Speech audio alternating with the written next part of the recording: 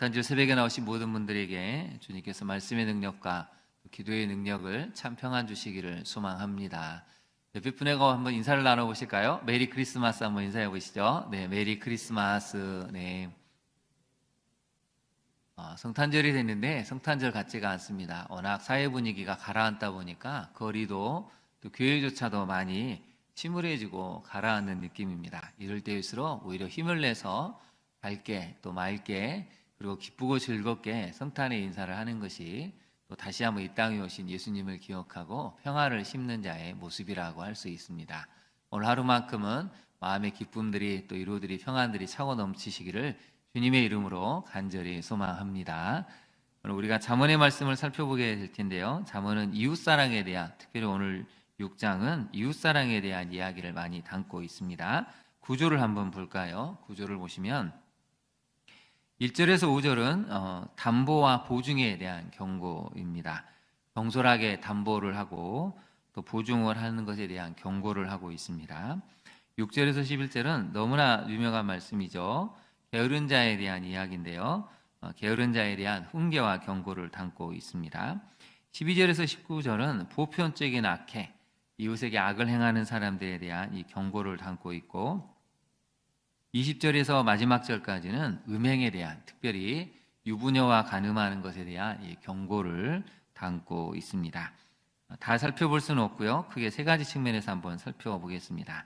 먼저 1절을 한번 보실까요? 1절을 보시면 내가 만일 이웃을 위하여 라고 나와 있죠. 여러분 거기다 밑줄을 보실까요? 이웃을 위하여. 이웃을 위해서 뭔가를 했는데 뭘 했냐면 담보를 서주고 보증을 했습니다. 근데 문제는 그걸 잘했다고 칭찬하지 않고 2절을 한번 보실까요? 큰일 났다고 얘기를 하죠. 너는 큰일 났다.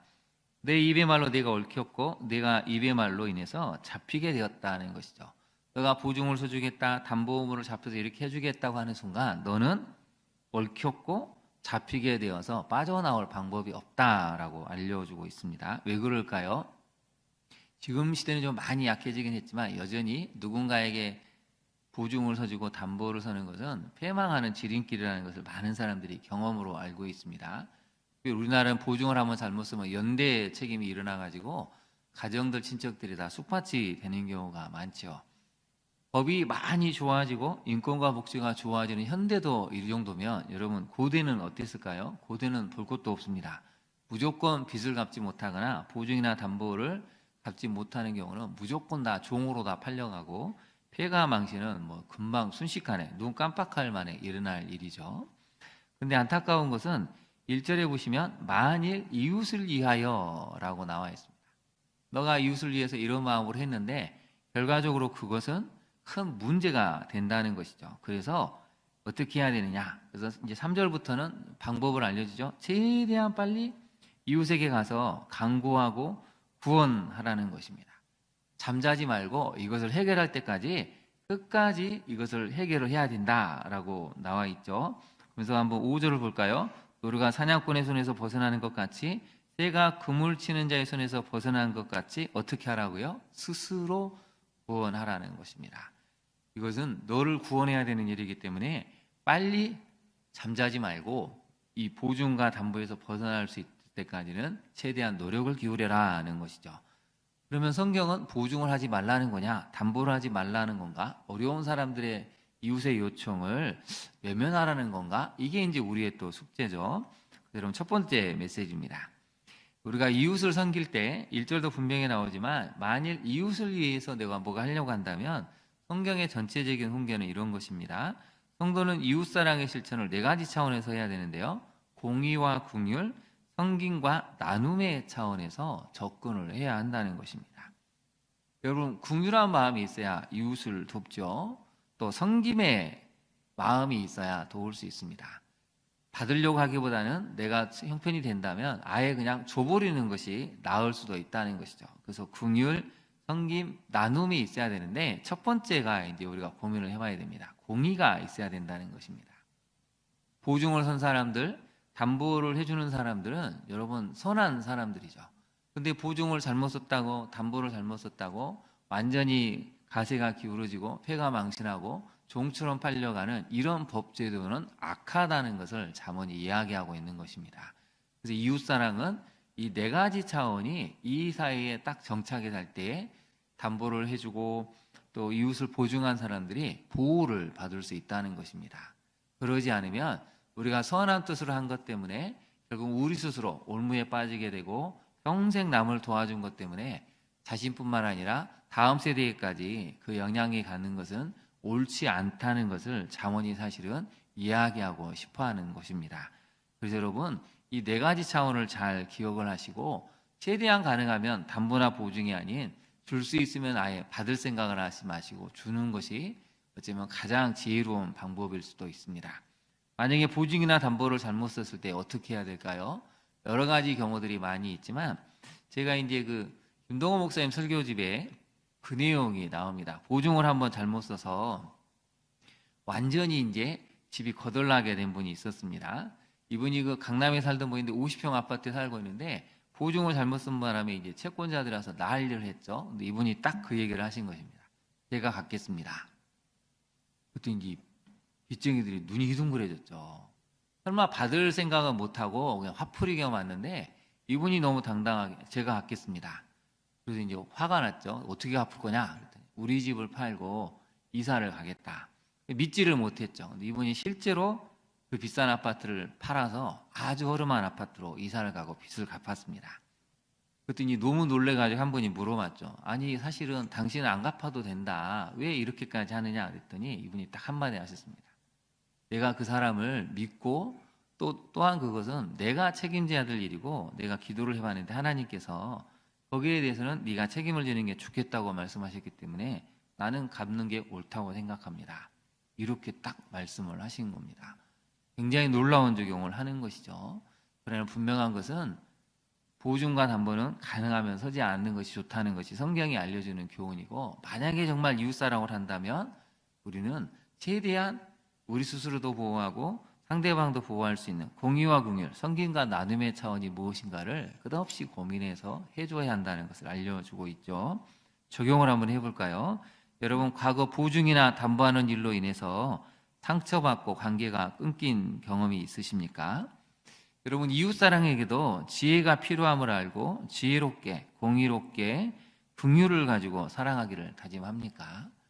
여러분 이웃사랑은 무턱대고 하는 것도 아니고 가까운 사이일수록 지혜를 가지고 공의로움 또 긍휼함 또 사랑을 가지고 할 때 이웃사랑이 완성이 될 수 있다는 것을 잠언은 알려주고 있는 것입니다. 두 번째를 한번 볼까요? 6절에 보시면 게으른 이렇게 나와 있죠. 이 잠언에서는 게으르이라는 단어가 총 몇 번 나오냐면 16번이 나옵니다. 잠언에서는 유일하게 이 게으름에 대해서 참 많이 이야기를 하고 있는데요. 게으름이라는 단어는 16번이 나옵니다. 근데 게으름이라는 단어는 신명기에서는 2번 나오고요. 잠언에서는 딱 한 번 정도 나옵니다. 그래서 이 게으름이라는 단어가 이제 오늘 본문에 보면 2번 나오죠. 게으른 자여 개미에게 가서 그가 하는 것을 보고 지혜를 얻으라 하면서 개미에 대한 이야기를 했죠. 우리가 아이들에게 우리 스스로 이야기할 때 9절 10절을 제일 많이 얘기하지 않습니까? 게으른 자야 내가 어느 때까지 누워 있겠느냐? 어느 때에 잠있게 일어나겠느냐? 좀 더 자자, 좀 더 졸자, 손을 모으고 좀 더 누워 있자. 이런 마음이 우리의 마음이죠. 여러분도 새벽기도 나오실 때 이런 마음 안 갖고 계십니까? 저도 가끔 너무 힘들 때는 좀 더 자자. 1분이라도 좀 더 누워 있자. 이런 마음이 가끔 굴뚝같이 올라올 때가 있습니다. 근데 여러분 성경은 게으름에 대해서 이야기를 하는데 왜 게으름에 대해서 이야기하는가를 본질을 이해를 해야 됩니다. 그저 무턱대고 오늘 말씀만 가지고 애들한테 공부를 안 하니 게으르네 회사에서 막 이렇게 얘기를 하는 것은 옳지가 않습니다. 왜 그럴까요? 두 번째 메시지를 한번 살펴보겠습니다. 왜 그러냐면 같이 한번 읽어보겠습니다. 게으름은 자신과 공동체를 약화시키고 하나님 나라 확장을 더디 오게 하는 악임을 기억해야 합니다. 게으름이 왜 무서운 것이냐면 다른 건 아니고 게을러지기 시작하는 순간부터 나의 역량이 약화가 됩니다. 공동체가 서서히 퇴보를 하게 되죠. 더 큰 문제는 하나님 나라를 위해서 부지런해야 되는데 하나님 나라를 위해서 게으름을 피우게 되면 악이 더 빨리 진행이 돼서 확장이 되고 하나님 나라는 더디 오기 때문에 그래서 이 본질 때문에 게으름에 대해서 이야기하는 것입니다. 물론 이제 개인적인 게으름도 성경은 책망을 하고 있죠. 근데 이제 우리나라는 이것만 생각하는데 여러분, 일을 잘하려면 또 잘 쉬어야 됩니다. 잘 놀 수도 있어야 됩니다. 우리나라는 온통 일일 중독자처럼 일만 부지런히 시키는데 잘 일하기 위해서 쉬어야 되고 잘 쉬는 것은 또 잘 일하기 위해서이죠. 두 가지가 균형을 잘 갖춰줘야 되는데 한국 사회는 일만 있지 쉼과 휴식은 없는 것 같습니다. 직장에서도 이런 본질을 깨달으면 적절하게 쉴 수 있게 해주고 또 쉰 다음에는 정말 최선을 다해서 열심히 일하면 지금보다 생산력도 좋아지고 행복한 나라가 되겠죠. 여러분, 게으름은 이것 때문에 하나님께서 이 게으른 자에 대한 책망하신다는 것을 잘 기억하시고 우리가 하나님 나라 확장을 위해서 오늘도 열심히 부지런히 우리가 하는 일에 대해서는 최선을 다해야 됩니다. 그러나 너무 힘들 때는 또 충분히 쉬는 것도 열심히 일하기 위한 다음 단계임을 기억하시면 좋겠습니다. 적용을 한번 해볼까요? 게으름을 이기기 위해서 정량의 법칙을 지키고 있습니까? 여러분이 정량의 법칙이 중요한데요. 거기다 한번 메모를 해보실까요? 좀 더 자자, 좀 더 졸자, 아무튼 빈칸에다가 정량의 법칙은 뭐냐면 그것입니다, 여러분. 살을 빼려면 운동을 해야겠죠? 이게 정량의 법칙이라는 것입니다. 살을 빼려면 운동을 해야 되고 음식을 조절해야 되겠죠? 그럼 여러분 운동을 얼마를 해야 될까요? 10분 해가지고 살을 빼겠습니까? 그럴 수는 없습니다. 내가 영어를 잘하려면 하루에 한두 시간 최소는 영어 공부를 해야 되겠죠? 마찬가지로 정량의 법칙은 결과를 얻기 위해서 그만큼 쏟아 부어야 하는 양을 뜻합니다. 기도도 말씀도 성경 읽기도 마찬가지죠. 내가 성경을 통독하겠다 그러면 정량의 법칙을 사용을 해야 됩니다. 1년에 일독하겠다 그러면 적어도 하루에 30분은 읽어야 1년에 일독을 할 수 있는 그런 가능성이 생기는 것이죠. 그래서 여러분 하루하루 우리에게 주어진 정량의 법칙이 있습니다. 그래서 저도 말씀을 묵상하고 또 설교를 준비할 때마다 늘 이 정량의 법칙 때문에 고민이 많습니다. 정말 기도도 그만큼 해야 되고 또 말씀 연구도 그만큼 해야 되고 치열하게 씨름할 때 설교가 나오는 것이죠. 대충 해서는 안 되는데 이런 정량의 법칙을 우리가 잘만 할 수 있다면 하나님께서 그런 사람들에게 얼마나 복된 열매를 주시겠습니까? 두 번째, 게으름을 방해하는 작은 여우를 찾아내서 쫓아내고 있습니까? 아가서에 보면 울타리를 허는 포도원을 허는 이런 작은 여우에 대해서 이야기하는데요. 여러분 작은 여우는 뭐냐면 우리의 집중력을 방해하고 게으름을 자꾸 불러일으키는 그런 것을 또한 뜻하기도 합니다. 현대시대에 여러분 가장 게으르게 만들기 좋은 것은 뭐냐면 스마트폰이죠. 스마트폰이 현저하게 지금 집중력을 떨어뜨린다는 것이 곳곳에 연구 결과로 많이 나오고 있습니다. 여러분 자녀를 잘 키우고 싶다면 집중력 있게 공부하는 또 말씀을 묵상하는 애로 키우고 싶다면 최대한 스마트폰을 멀리하게 하는 것이 우리 인생을 허무는 이 작은 여우를 몰아낼 수 있는 지혜라는 것이죠. 세 번째 메시지를 한번 살펴볼까요? 여러분 16절에 보시면 여호와께서 미워하시는 것 이렇게 나와 있죠. 미워하시는 이라는 것은 뭐냐면 원래 의미는 이런 것입니다. 여호와께서 역겨워하시는 것. 조금 느낌이 다르죠. 하나님께서 미워하시는 것 이런 느낌보다 하나님께서 역겨워하시는 것이 있는데 그 7가지가 나옵니다. 17절부터 한번 볼까요? 교만한 눈, 거짓된 여, 무지한 자의 피를 흘리는 손, 악한 계교를 꾀하는 마음, 빨리 악으로 달려가는 발, 또 거짓을 말하는 망령된 증인, 형제 사이를 이간하는 자 이렇게 되어 있습니다. 머리끝부터 발끝까지 온통 악을 생각하고 악만이 인생의 목적이 되는 사람의 모습이 여기에 정확하게 나와 있지 않습니까? 얼마나 교만한지 자기보다 못한 사람을 보면 그냥 무시를 해버리는 거죠. 얼마나 말만 하면 거짓이 나오는지, 얼마나 말만 하면 악이 뿜어져 나오는지 혀 자체도 거짓이라고 나와 있습니다.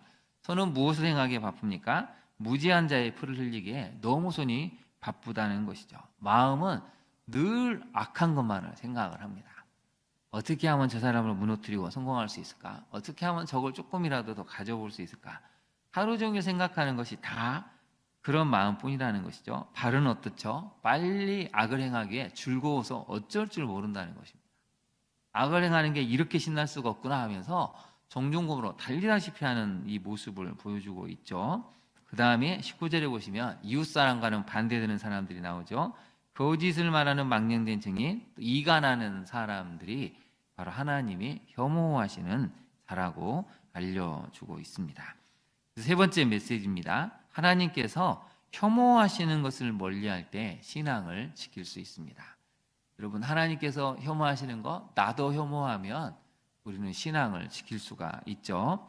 그러면 어떻게 해야 될까요? 어떻게 하면 우리는 온통 악으로 물들어있는 이 마음들을 멀리할 수 있을까요? 히브리서 4장 12절 말씀인데요. 우리 같이 한번 읽어보겠습니다. 하나님의 말씀은 살아있고 힘이 있어서 어떤 양날 칼보다도 더 날카롭습니다. 그래서 사람 속을 꿰뚫어 혼과 영을 갈라내고 관절과 골수를 갈라놓기까지 하며 마음에 품은 생각과 의도를 밝혀냅니다. 말씀을 묵상하면 내 안에 하나님께서 혐오하시는 것들이 어떤 것인가를 정확하게 머리끝부터 발끝까지, 영혼부터 골수, 관절까지 다 찾아내서 드러내게 하고 또 회개케 하시고 치유하셔서 온전하게 빚어 가신다는 거죠. 여러분, 우리는 말씀밖에는 희망이 없습니다. 말씀 외에는 달리 우리를 새롭게 할 수 있는 힘이 없다는 것이죠. 말씀으로 채워갈 때 우리 안에 있는 악들이 서서히 밀려나가고 멀리하게 되어진다는 것입니다. 적용을 해볼까요? 여러분, 하나님께서 혐오하시는 행동을 은밀히 행하고 있지는 않습니까? 말씀이 내재화될 때만이 하나님께서 좋아하시는 것을 행할 수 있음을 믿습니까? 말씀이 내 안에 내재화가 돼야 됩니다. 말씀이 내 안에 완전히 체질, 내재화가 될 때, 걸을 때, 생각할 때 마음의 묵상이 하나님이 기뻐하시고 좋아하시는 것으로 채워지게 된다는 것이죠. 여러분, 성탄절 아침이 되었습니다. 하나님께서 혐오하시는 행동이 아니라 하나님께서 기뻐하시는 일을 행하기 위해서 여러분 기도의 자리에, 말씀의 자리에 나오셨습니다. 오늘 하루 이 성탄의 의미를 온전히 누리시고 또 평화의 사람이 되어서 오늘 하루만큼은 만나는 모든 사람들에게 말씀의 역사를 보여주는 평안의 사람이 되시는 우리 성도님들 되시기를 진심으로 축원합니다. 기도하겠습니다. 하나님, 오늘은 성탄절입니다.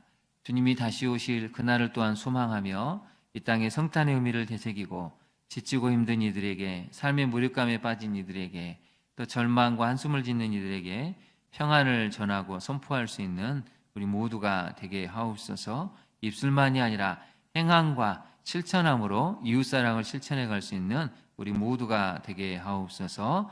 주님이 우리를 그렇게 또 이끌어 가실 것을 믿으며 예수님 이름으로 기도합니다. 아멘. 하늘에 계신 우리 아버지, 아버지의 이름을 거룩하게 하시며 아버지의 나라가 오게 하시며 아버지의 뜻이 하늘에서와 같이 땅에서도 이루어지게 하소서. 오늘 우리에게 일용할 양식을 주시고 우리가 우리에게 잘못한 사람을 용서하여 준 것 같이 우리 죄를 용서하여 주시고 우리를 시험에 빠지지 않게 하시고 악에서 구하소서. 나라와 권능과 영광이 영원히 아버지의 것입니다.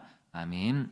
우리 시간 함께 기도하겠습니다. 하나님, 우리가 이런 지혜를 가지고 삶을 살아갈 수 있게 해달라고 오늘 주신 말씀을 붙들고 기도하기를 원합니다. 하나님께서 혐오하시는 것, 나도 혐오하며 하나님을 기쁘시게 하는 삶을 살게 해달라고 기도해야 되겠습니다. 특별히 성탄절입니다. 우크라이나와 러시아의 전쟁 때문에 또 이스라엘과 중동의 이런 여러 가지 전쟁 때문에 너무나 많은 어린이들이, 민간인들이 희생되고 있습니다. 지도자 한 사람의 잘못 때문에 전쟁터에 끌려간 많은 우크라이나군 또 러시아군의 병사들이 이 성탄절 아침에도 서로 죽고 죽이며 죽음의 공포에서 헤어나지 못하고 있습니다. 주님, 속히 전쟁이 그치고 일상으로 돌아갈 수 있는 평화가 정착될 수 있도록 하나님, 전쟁이 일어나는 모든 지역에 주님의 평화가 선포될 수 있게 해달라고, 우리나라도 다시 한번 통일이 되어서 서로 손칼을 겨누지 않고 평화로 하나 되는 이 땅 대한민국 되게 해달라고 우리 주님의 이름으로 부른 다음에 간절히 기도하도록 하겠습니다. 주여.